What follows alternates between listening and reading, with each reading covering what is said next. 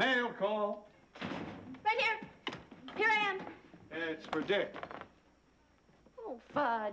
Why do we even bother having a mailbox? It's a status thing. Boy, Dick, that's some rooster.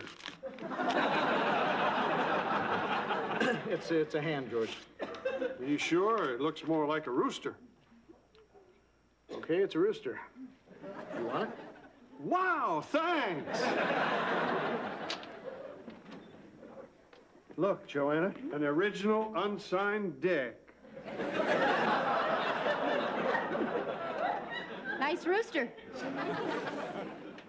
Oh, honey, listen to this. The Brookville Academy wants me to speak at their commencement ceremonies next Saturday. Well, that's wonderful.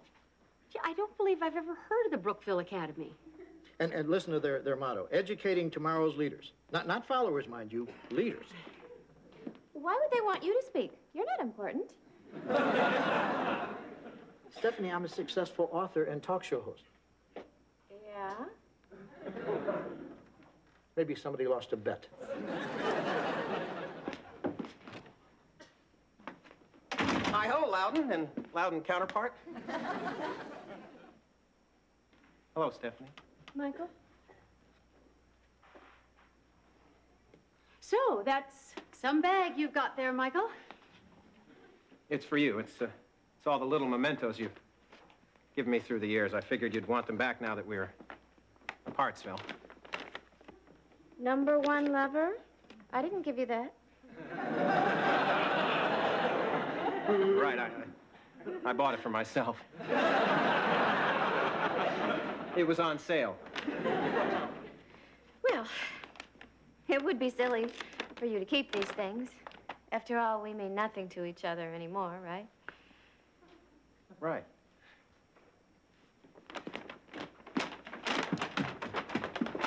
Michael, guess who's going to speak at the Brookville Academy's commencement ceremonies?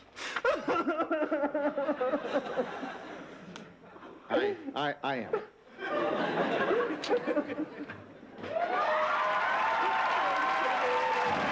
Hi. I'm Larry. This is my brother. Uh-oh, Darryl. I think we may have wandered in on some smooth boys in action.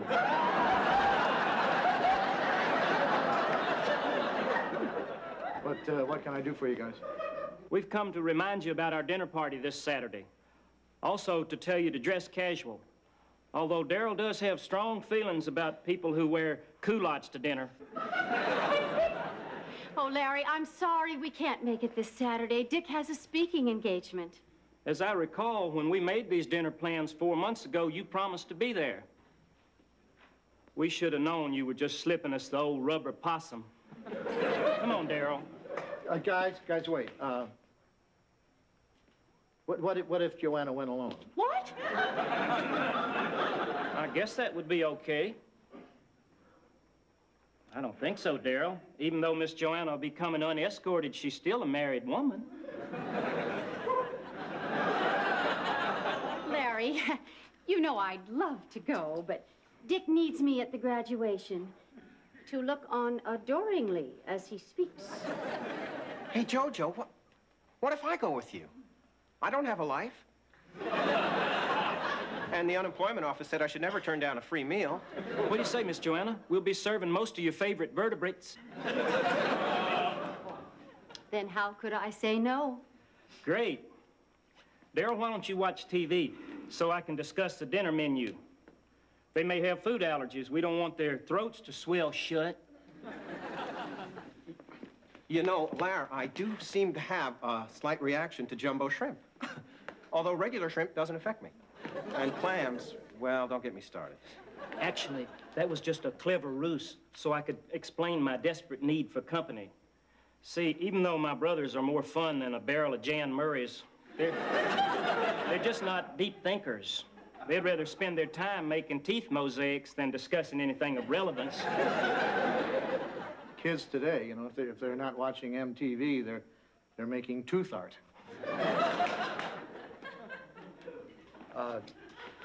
Guys, would you like me to turn that TV on for you?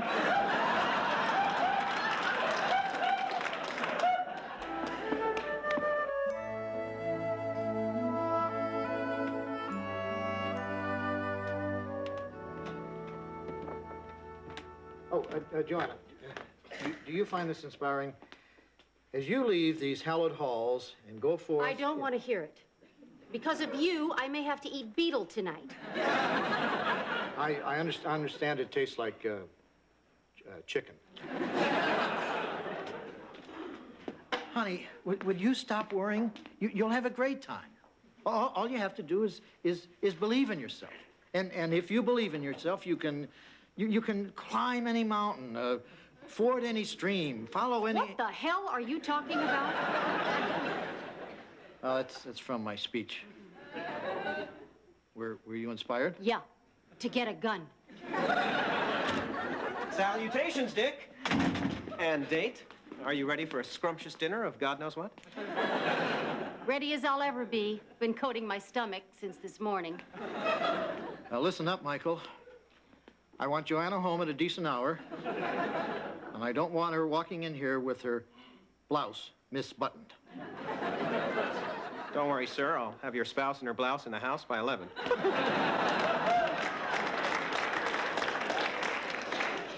Good lad. Well, I'm off to enlighten the future leaders of America. Joanna, aren't you going to wish me luck? Are you going to be eating bugs for dinner tonight? Night, honey.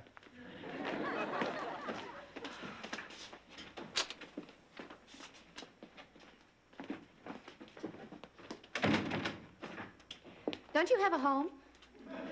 I'm here to escort Joanna to Larry, Darrell, and Darrell's for an evening of fine dining and highbrow conversation.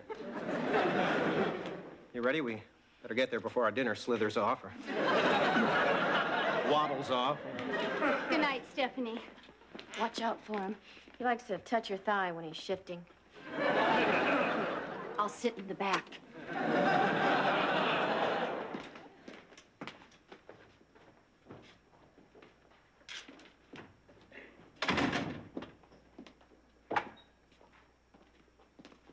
Hi, Stephanie. What are you doing? Having a much better time than Michael and Joanna could possibly have in a million years. Oh, sorry I interrupted. Oh, George, wait. It's just that this is the first Saturday night since I was 13 that I haven't had a date. Oh, you don't need a date to have fun on a Saturday night. I hardly ever go out, and I have lots of fun. Really? What do you do? Well, first, I make a big bowl of popcorn, sometimes with Mrs. Dash, and sometimes with Molly McButter. Then I plant myself in front of the TV and eat until I'm so full I see dots. Then I wash it down with a gallon of scotch.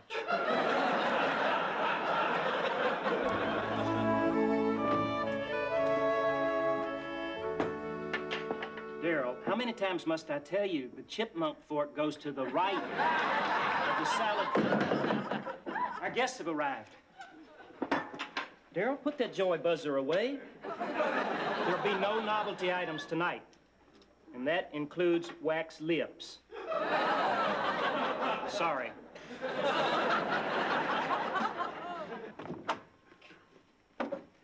Hi, I'm Lawrence. This is my good brother Darrell, and this is my other good brother Darrell. Hey, guys, nice digs. Not half as weird as I thought it'd be. Thank you. We appreciate the backhanded compliment. Miss Joanna, you're being in real estate, you'd be qualified to help us. Darrell's been batting around the idea of putting our home on the market. What do you think our little nest would fetch? Well, the land alone is worth at least $30,000. And the combination of land and house? 17 tops. Before dinner, we thought we'd start with cocktails. Oh, sounds great. I'll have a margarita. Bloody Mary. Listen to that, Darrell. Miss Joanna and Michael named their cocktails. What an interesting, albeit eccentric, custom. Thank you. Are we supposed to eat these? I don't know. Let me try a little improv here. To the swamp. To the swamp. To the swamp.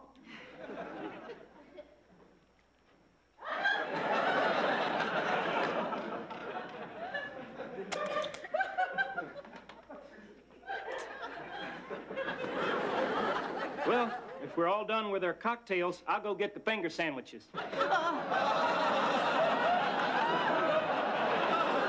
Larry, Yes, Miss Joanna?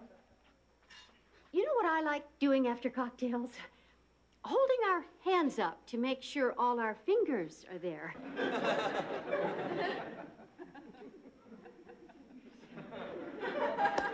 Okay, Larry, bring on the finger sandwiches. Wonder what she'll do when we serve the rump roast.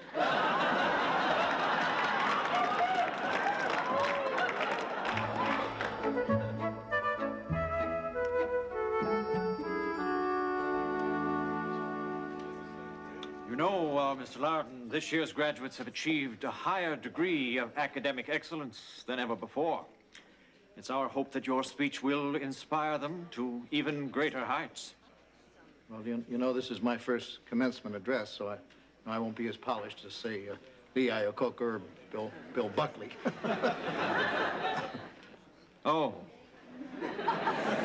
Well, just do your best. That's all we ask of our students, so that's all we can ask of you. Sort of an A for effort. We'll see. Now, if you'll just take your seat.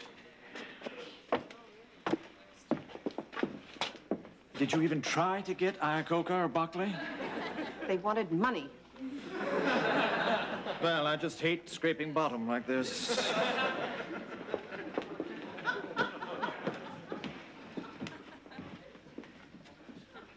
He's tough. Oh, he's tough, but good.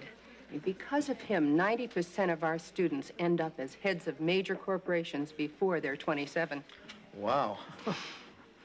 How did I get this job? Did somebody lose a bet? Sure, rub it in.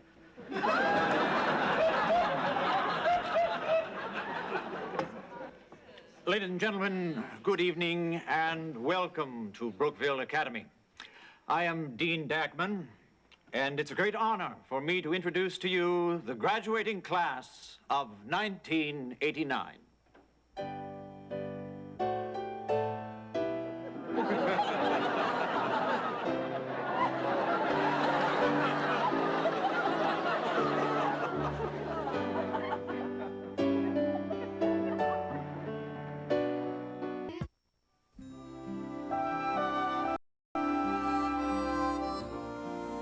Hit me. Gee, for a wine you said tasted like swill, you're sure sucking it back.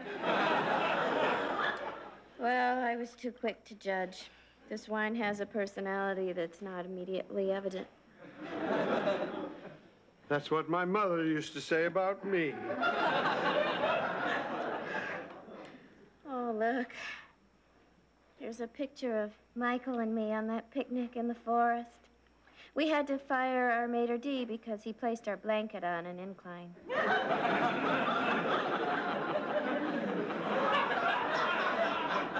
Hey, you want to make a volcano out of baking soda and vinegar? Here we are at the amusement park.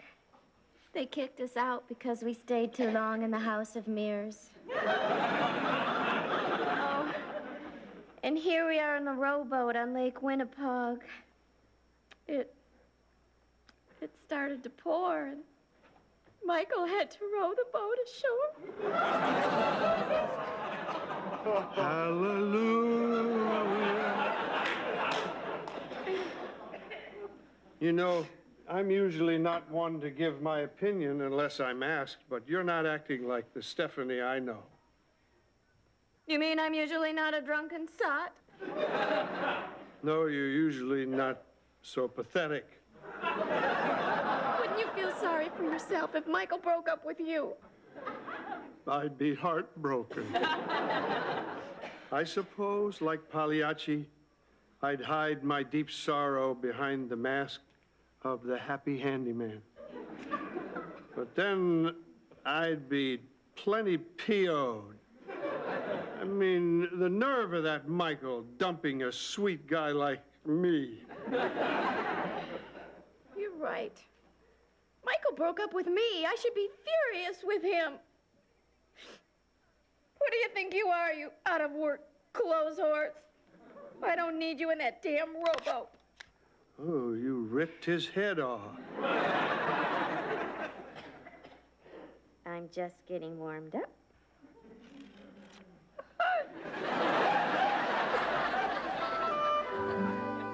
Miss Joanna, how did you enjoy your entree? What was it again? It was a little recipe passed down from my great-uncle Darrell and my other great-uncle Darrell. Something old, something new. Something borrowed, something dead. Well, I'm glad to see you included something from each of the 4 major food groups. You gonna eat those quills? Enjoy. Thanks. I'll just take these home for a late-night suck. Well, I guess it's time to begin our intellectual discussion. Yeah, there they go again. Anytime they hear the word intellectual, they throw themselves into their teeth. Now, are there any issues or topics you're particularly fond of? Etymology, theosophy, physics? Well, as long as I don't have to turn my head and cough. I'll start the ball rolling by throwing out a question. What's your opinion on the Big Bang Theory? Well, there's so many schools of thought. Personally, I think they're fine if you have a high forehead. Excuse me. Do you feel as dumb as I do? Yeah. It seems I overestimated the caliber of Miss Joanna and Michael's intelligence. I know now that I shouldn't have looked elsewhere for intellectual stimulation when all along it was right here in my own backyard.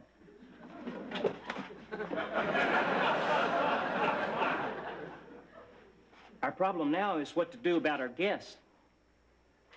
Good thinking, Darrell. You go get ready. I guess you two are brain tired from our mental workout.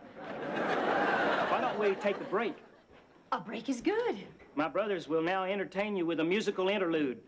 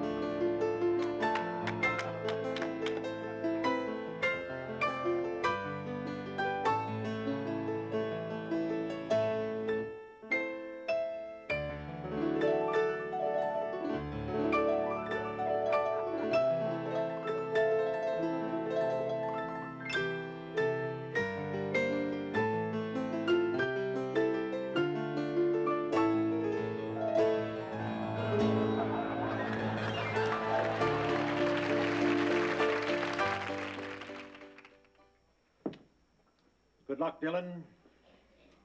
You'll be a fine asset to Merrill Lynch.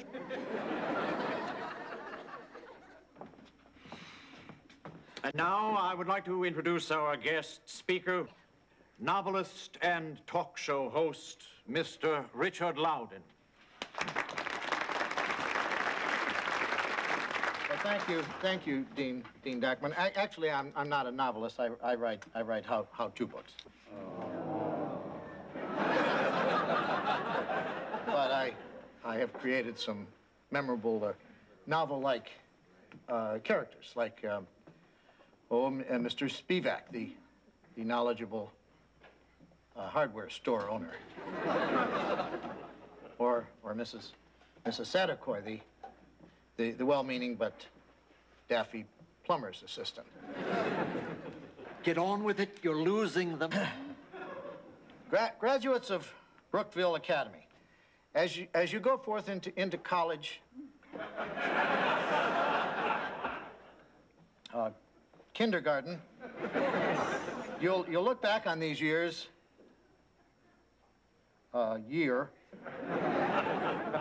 with a great sense of nostalgia. That means you'll remember all the fun stuff. See, I thought you kids would be older, so a lot of my speech doesn't. All right, who shot the spitball? Look, you may think that's funny, but you know a person can lose an eye. Of course, you know, it'd have to be spit real hard. You know, kids, there are two paths that you can take in life. The one path, like the one taken by the anonymous spitballer, can lead to a life of crime and possible imprisonment. The other path, I'll call the path of goodness, can lead to a life of happiness. So it's up to you to decide which path you'd like to take.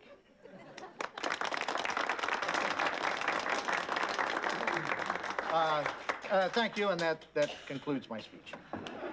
Mr. Loudon, that was a wonderfully brief speech. Not bad for a how-to writer, huh? Well, you get what you pay for.